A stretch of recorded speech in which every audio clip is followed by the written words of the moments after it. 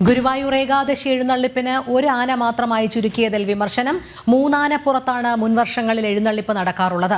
3 metre അകലം പാലിച്ച് മൂന്നാനകളെ നിർത്തുന്നതിൽ തടസ്സമുണ്ടായിരുന്നില്ലെന്നാണ് വിമർശനം. ഒരാന മതിയെന്ന ദേവസ്വത്തിന്റെ തീരുമാനത്തിനെതിരെയാണ് പ്രതിഷേധമുയർന്നിരിക്കുന്നത്. ആനന്ദ് പുത്തൂർ ചേരുന്നു വിവരങ്ങളുമായി. ആനന്ദ്, മൂന്നാനപ്പുറത്ത് എഴുന്നള്ളിപ്പിന് പകരം ഒരാന മാത്രമായി ഗുരുവായൂർ ഏകാദശി എഴുന്നള്ളിപ്പിന് ചുരുക്കിയതിൽ കടുത്ത വിമർശനമാണ് ഉയരുന്നത്. 3 മീറ്റർ അകലം പാലിച്ച് മൂന്നാനകളെ നിർത്തുന്നതിൽ തടസ്സമുണ്ടായിരുന്നില്ല, എന്നിട്ടും അത് ദേവസ്വത്തിന്റെ ഒരു തീരുമാനമായിരുന്നു ഈ ഒരാന മതി എന്നുള്ളത്. ഇതിനെതിരെ ഭക്തർ ഏതു രീതിയിലാണ് പ്രതിഷേധിക്കുന്നത്?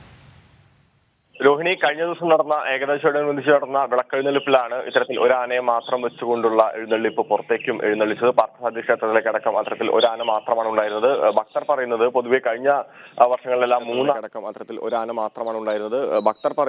കഴിഞ്ഞ വർഷങ്ങളിലെല്ലാം മൂന്ന് ആനകളെ വെച്ചുകൊണ്ടാണ് ഇത്തരത്തിലൊരു വിളക്കെഴുന്നള്ളിപ്പ് ഉണ്ടാവാറ്.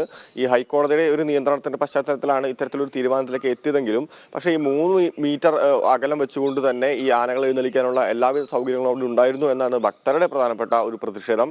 പക്ഷേ ഇത് ദേവസ്വത്തിന്റെ ഒരു തീരുമാനം കൊണ്ടാണ് ഒരു ആന മാത്രമാക്കി ചുരുക്കിയത് എന്നാണ് ഭക്തരും അതുമായി ബന്ധപ്പെട്ടുകൊണ്ടുള്ള ഹൈന്ദവ സംഘടനകളും പ്രധാനപ്പെട്ട ആരോപണം. എന്തായാലും ഈ ഇത്തരത്തിലുള്ള ദേവസ്വം നടപടിയിൽ പ്രതിഷേധം ഉയരുന്നുണ്ട്. ഭക്തരും അത് തന്നെയാണ് പറയുന്നത്. ഇത്തരത്തിലുള്ള സ്ഥല സൗകര്യങ്ങൾ ഉണ്ടായിട്ടും എന്തിനാണ് ഇത്തരത്തിലൊരു രീതിയിലേക്ക് ചുരുക്കിയത് എന്നുള്ള ഒരു വിമർശനം എന്തായാലും ഉയരുന്നുണ്ട്. രോഹിണി, ശരി, ആനന്ദ് പുത്തൂറാണ് വിവരങ്ങൾ നൽകിയത്.